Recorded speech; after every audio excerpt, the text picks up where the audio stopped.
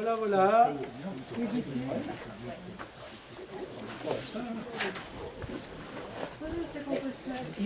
Alors, on commence donc les mini-retraites de l'été. Vous avez le programme de toutes les... Non, vous ne l'avez pas eu. Elle va vous le donner, elle est à l'intérieur.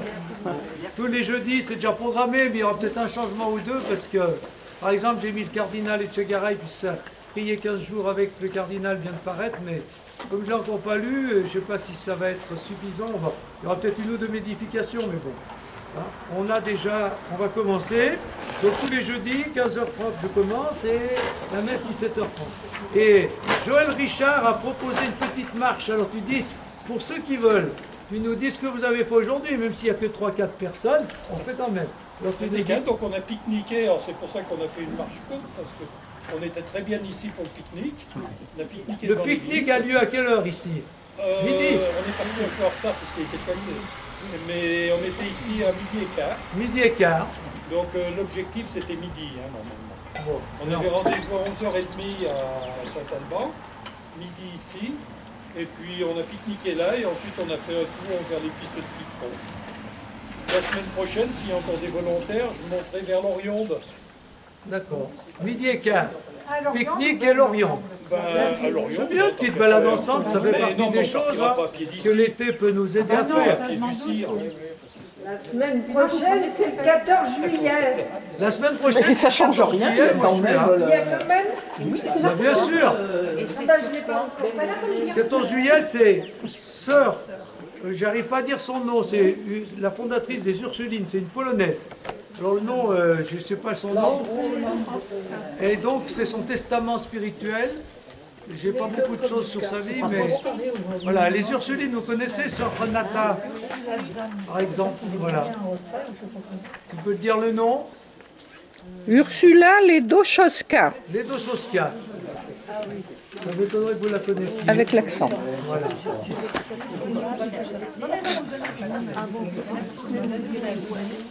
Bon, alors donc nous commençons par Hosanna. Et simplement je resitue donc, je pense que tout le monde connaît ou il y en a qui viennent pour la première fois, non? Pour la première fois, eh bien voilà. Je vous connais parce que je vous ai vu ailleurs et entendu. D'accord, donc c'est tous les deux. Alors moi c'est la 40e année que je fais ça. J'ai commencé avec Séban en 83, donc la 40e. Donc il faut durer, hein. Voilà. Mais au début, c'était plutôt des débats sur la vie pastorale, les paroisses et tout ça. Puis après, petit à petit, c'est devenu plus de spirituel. Et plus ça va, plus, comme vous le verrez, il y a même des petites pauses pour méditer, pour réfléchir en silence. Il n'y a pas que l'exposé, parce qu'on a besoin de se ressourcer, de souffler. Et suivant qui je présente, il y a plus de temps de pause ou moins. Bon, alors donc, c'est toujours une figure spirituelle maintenant, depuis plusieurs années. Et l'inspiration que j'ai, c'est surtout prier 15 jours avec. Puis des fois, j'ai des éléments autres, donc j'essaye de faire quelque chose à partir de là. Voilà. Donc, nous commençons par Frédéric Ozanam, fondateur des conférences Saint-Vincent de Paul, bien connu. Et il y en a qui font partie de Saint-Vincent de Paul ici. Hein. Alors, ils pourront peut-être tout à l'heure, suivant le temps qu'on aura, nous dire un peu, nous rappeler, parce qu'on connaît déjà ce que vous faites dans le cadre des conférences Saint-Vincent de Paul. Donc voilà, il a été béatifié par le pape Saint-Pape, maintenant Saint-Jean-Paul II, le 22 août 97, et il est fêté le 9 septembre, mais il n'est pas encore saint. Hein, voilà. Donc fondateur des conférences Saint-Vincent de Paul. Bon, on commence toujours par la vie et la personnalité. Il est né le 23 avril 1813. Il est le 5e enfant d'une famille qui en comptera 14, dont 10 mourront en très bas âge. C'est dire que, voilà, c'est des familles comme autrefois. Hein. Beaucoup d'enfants, mais beaucoup de morts aussi, souvent hein, très jeunes. Voilà. Et quand il naît, l'aîné à Élisabeth a 19 ans, donc resteront sur les 14, Élisabeth, Alphonse, médecin et prêtre, Frédéric et Charles qui est aussi médecin. Voilà. Le père est médecin à l'hôpital, à l'Hôtel-Dieu de Lyon. Donc ils sont d'une famille nombreuse et d'une famille voilà, soignante. Frédéric est un élève brillant. Son père veut en faire un avocat. Donc pour ça, il entre à la Sorbonne à Paris, où il étudie le droit et les lettres. Il fait les deux. Docteur en droit en 1836 et docteur ès-lettres en 1839. Il est reçu en 1840, premier au concours de l'agrégation de lettres. C'est un intellectuel quand même, hein? Très fort intellectuellement, brillantes études et de brillants résultats. Avocat peu de temps, parce que cette profession lui déplaisait, il se consacre surtout à l'enseignement à la Sorbonne. Donc ça va être un enseignant passionné par l'enseignement. Et en même temps, il travaille dans le journalisme, en touchant un peu à la politique, et en faisant de sa famille et de sa fondation ses deux priorités. Donc voilà, il est bien occupé, hein. Donc professeur, journaliste, et en même temps, donc, il y a la famille, et vous verrez, il lance la fondation qui va grandir des conférences Saint-Vincent de Paul. Participant à des rencontres entre intellectuels catholiques, il décide avec quelques amis de passer à l'action concrète en regroupant de jeunes catholiques décidés d'aller vers les pauvres. C'est la création d'une conférence de charité, petite équipe constituée pour aller rendre visite aux plus pauvres, petite équipe qui grandira très vite et viendra la conférence de Saint-Vincent de Paul. Mais vous voyez, donc ça, on va y revenir constamment tout au long de cet après-midi. Voilà, aller vers les plus pauvres, surtout à cette époque-là où il y a encore beaucoup plus, il y avait beaucoup plus de pauvreté qu'actuellement. Et en même temps, il y a toujours ce souci des jeunes. Voilà, les jeunes. Il faut mobiliser les jeunes, il faut éveiller les jeunes à l'engagement, à l'action. Hein, donc voilà. Donc on voit bien, c'est avec des jeunes qui va commencer, mais toujours donc en allant vers les plus pauvres. C'est comme ça que ça va se fonder et comme ça que ça va grandir.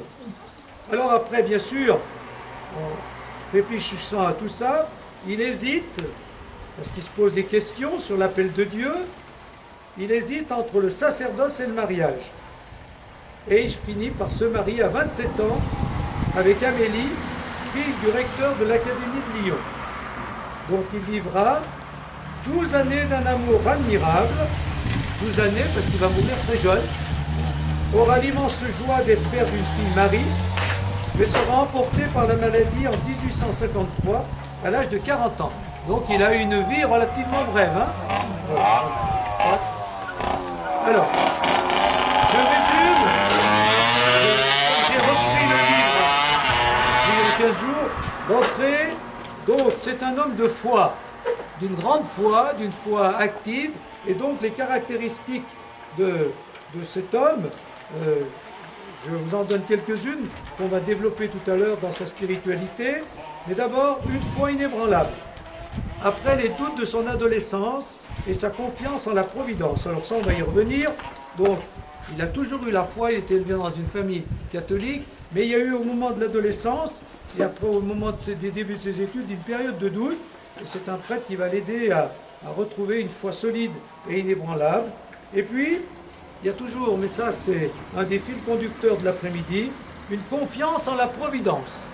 Voilà, la providence, c'est-à-dire que Dieu, quand on se lance dans des projets et qu'on croit qu'ils viennent de Dieu, ben Dieu nous aide à les réaliser. Et des fois, par des surprises, il est toujours avec nous. Donc, quand on se lance dans des projets parce qu'on a la foi, il faut faire confiance à Dieu pour qu'il nous aide à les bâtir comme il voudra et pas forcément comme on avait envie. Hein. Donc là, voilà. Voilà une première caractéristique. Deuxièmement, son humilité dans la construction de la société de Saint-Vincent de Paul, qu'il appellera toujours notre petite société, notre petite œuvre. Donc, ça ne lui prend pas la tête, sa fondation, au contraire, il reste très humble. Son espoir dans l'avenir de la société et du monde, pour lui, la révolution de 1848 est une chance inespérée. Il y reconnaît l'avènement temporel de l'Évangile, exprimé par ces trois mots, liberté, égalité, fraternité.